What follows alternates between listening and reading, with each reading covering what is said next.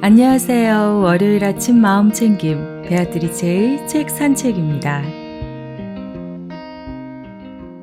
우리가 꾸는 꿈과 미래는 상상만으로도 가슴 뛰는 일이지만 불확실하다는 치명적인 약점을 가지고 있습니다.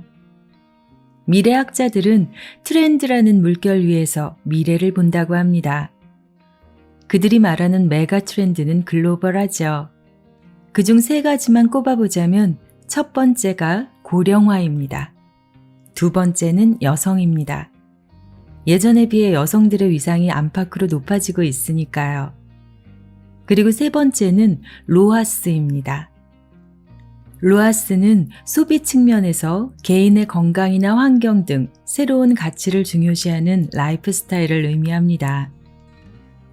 그런데 바로 노자의 도덕경, 이 오래된 책은 신기하게도 메가 트렌드의 3가지를 다 갖추고 있다고, 가장 오랜 것이 가장 최신의 것이 되었다고 이 책을 해제한 구본영 작가는 말하고 있습니다. 도덕경의 저자는 바로 늙은이, 노인, 즉 노자입니다. 인생을 살아본 자의 달통한 삶의 지혜로 가득합니다. 애쓰지 마라. 결국 내 운명대로 살게 될 것이다. 운명이 이끄는 대로, 사라지는 대로 살아라. 저는 조금씩 나이가 들어가며 이 구절이 참 마음에 와닿는데요. 오늘은 이 부분에 대해 이야기해보려 합니다. 이 책은 마음에 대해 통달한, 삶의 본질을 꿰뚫는 통찰력을 가진 분들의 언어로 채워져 있습니다. 노자, 제가 너무나 사랑하는 웨인 다이어, 한국의 웨인 다이어라 해도 부족함이 없을 구본영 작가. 모두가 이제 고인이 되었지만 이런 책이 남겨져 있다는 것에 감사하며 읽고 또 읽었던 책을 오늘 소개합니다. 웨인 다이어의 노자 다시 읽기, 치우치지 않는 삶입니다. 펴낸 곳은 나무 생각입니다. 말할 수 있는 도는 영원한 도가 아니다. 이름 붙일 수 있는 이름은 영원한 이름이 아니다. 도는 이름이 있기도 하고 없기도 하다. 이름 없는 것은 모든 것의 근원이고 이름 있는 것은 만물의 어머니다.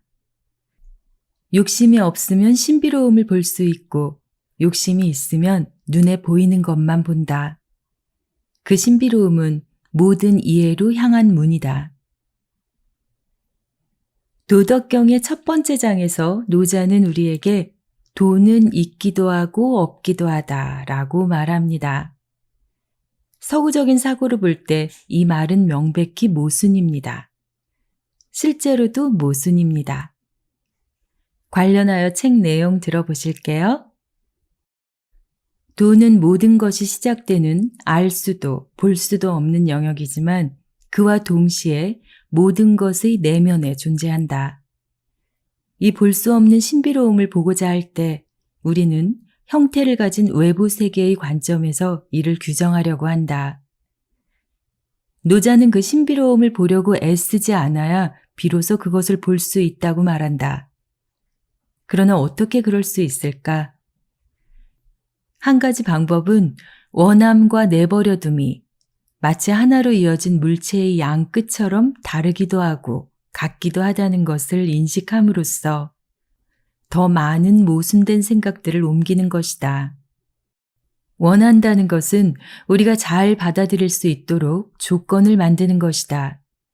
즉, 받아들이기 위해 내면의 세계를 준비하는 셈이다. 노자는 도의 신비로움을 알거나 보고자 한다면 다양한 징후를 통해 그 흔적을 볼 수 있지만 그것은 도 자체는 아니라고 말한다. 그러나 그 원함이라는 땅으로부터 신비로운 도는 만개하기 시작한다. 이것은 마치 원함이 내버려둠으로 변하는 것과 같다. 원함이 흔적을 본 사람들의 것이라면 내버려둠은 신비로움 그 자체를 본 사람들의 것이다.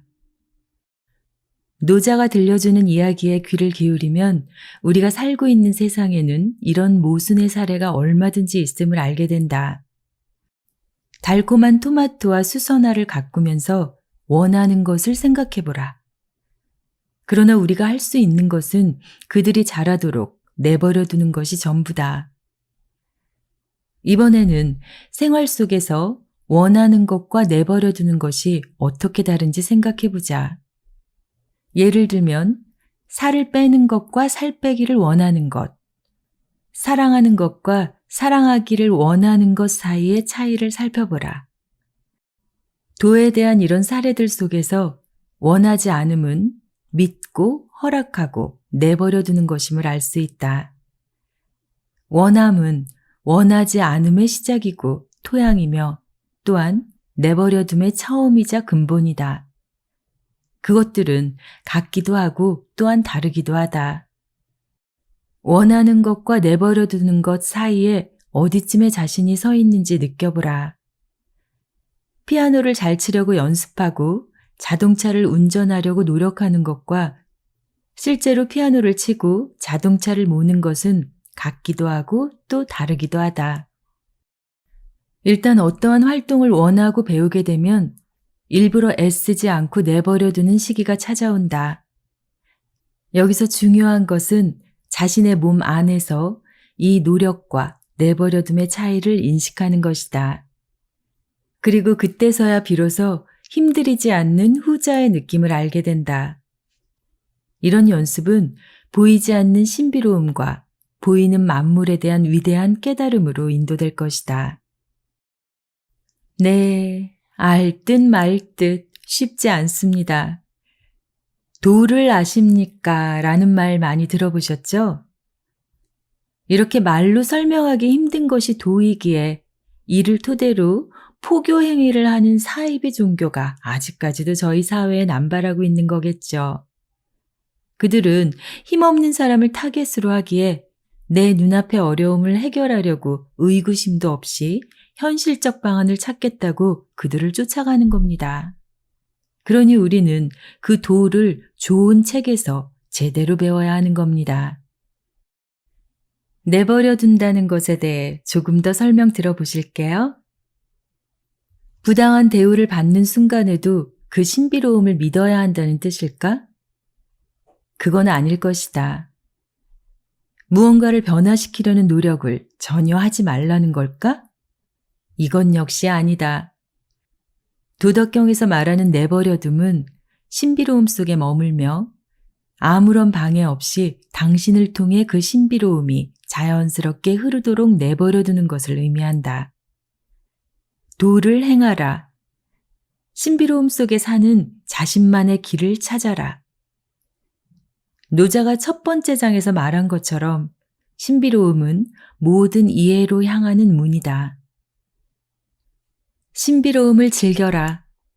항상 모든 것을 해결하려고 애쓰지 말고 세상이 그냥 펼쳐지도록 내버려둬라.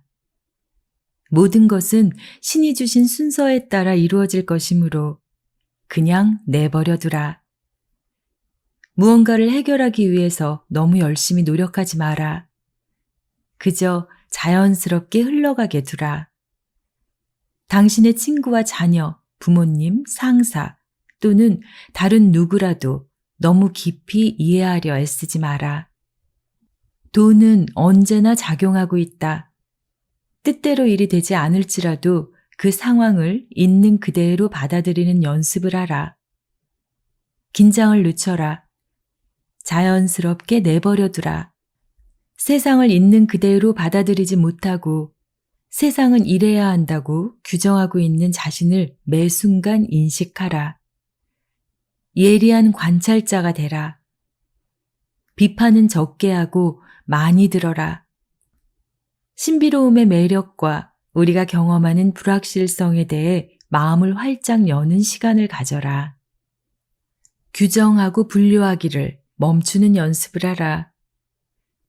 우리는 학교에 다니며 사물을 규정하는 법에 대해 배웠다. 좋은 점수를 받기 위해 사물을 올바르게 정의할 수 있도록 열심히 공부했다. 그러나 누가 말해주지 않아도 우리는 어떤 직함이나 학위 혹은 특정 이름표가 우리를 정의할 수 없다는 사실을 알고 있다.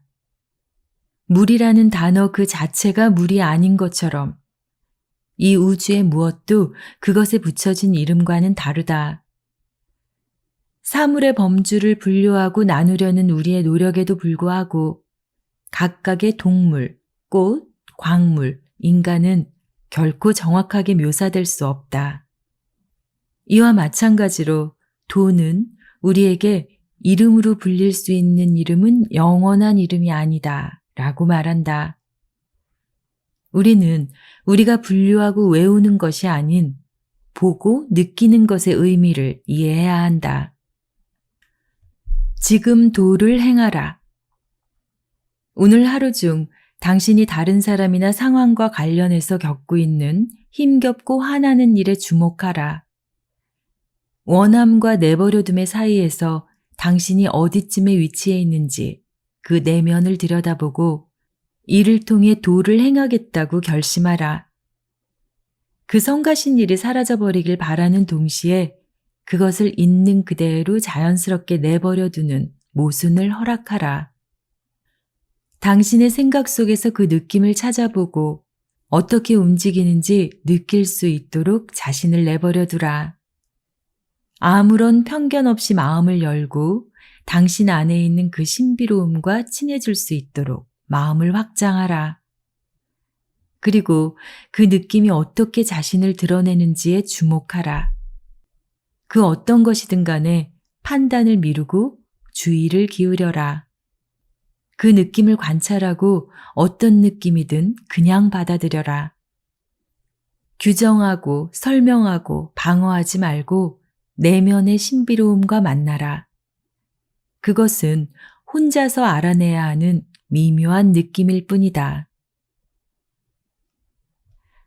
네, 자신의 마음을 변화시키지 못하는 사람은 그 무엇도 변화시킬 수 없다고 조지 버나드 쇼는 말했습니다. 이 책 도덕경은 성경 다음으로 많이 번역된 책이라고 합니다. 균형 잡히고 도덕적이며 또한 영적인 삶의 방식을 이야기하고 있습니다. 그리고 이것은 세상의 모든 삶에 적용됩니다. 도덕경이 우리에게 주는 선물 중에 하나가 우리의 정신을 확장시켜준다는 점이라는데요. 칠곡 가시나들이라는 다큐멘터리 독립영화가 있습니다. 칠곡 깡촌의 할머니들이 생애 처음으로 한글을 배워 쓰는 이야기, 할머니들의 소박한 일상과 행복한 삶의 비결, 다양한 삶의 질곡들이 담긴 영화입니다. 37에 혼자 되고 죽자 살자 살다 보니 90이 되었잖아. 내가 진짜 90인가? 젊은 사람들에게 이 말 하고 싶어. 걱정 마라. 죽을 일이 나면 살 일도 생긴다.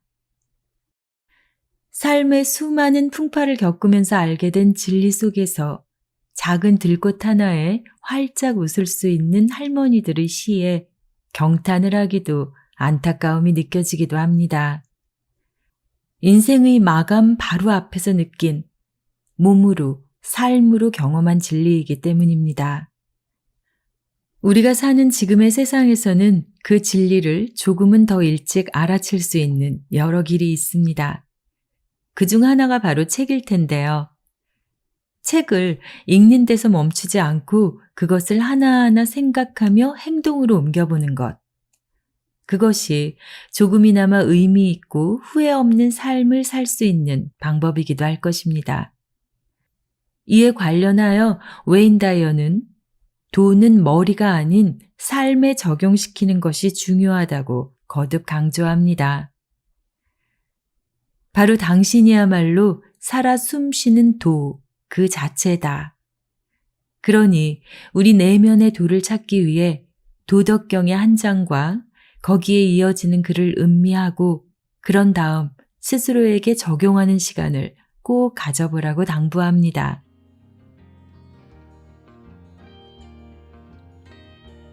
오늘의 내용 다시 한번 더 들어보셔도 좋고요. 마음 안에 잘 정리하셔서 이번 주는 도덕경의 첫 번째 장, 오늘들은 신비로운 삶을 경험해보는 한 주 되시길 바라봅니다. 삶을 변화시키는 월요일 아침 마음챙김, 베아트리체의 책 산책이었습니다.